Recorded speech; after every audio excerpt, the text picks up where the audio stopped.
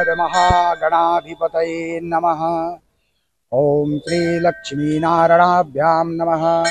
ओम हरि ओम महागणानन्त्वा गणपतिर्गोङ्गवामहे प्रियाणन्त्वा प्रियपतिर्गोङ्गवामहे निधीनान्त्वा निधिपतिर्गोङ्गवामहे वसो मम आहमजानि गर्भधमा त्वमजासि गर्भधम्।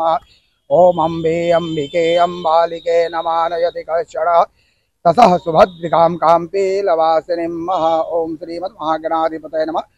गणपते नमः। गणपति बप्पा मोरिया।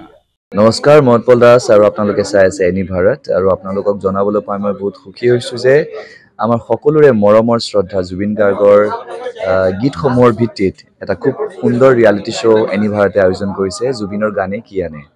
এই প্ৰথম ছিজনটোত অডিশ্যনছ আৰম্ভ হ'ব আগষ্টৰ পৰা অসমৰ বিভিন্ন জিলাত। গতিকে মই সমূহ কলাকুশলী বিশেষকৈ যিসকল প্ৰতিভাশীল গায়ক গায়িকা আছে আমাৰ সমাজত, তেওঁলোকলৈ মই এটা আহ্বান জনাইছোঁ, তেওঁলোকে প্ৰস্তুত হওক এই ৰিয়েলিটি শ্ব'ৰ বাবে। আৰু তাৰিখটো হৈছে 15 আগষ্ট 2024 চন। এনি ভাৰতৰ অডিশ্যন জুবিনৰ গানে কি আনে।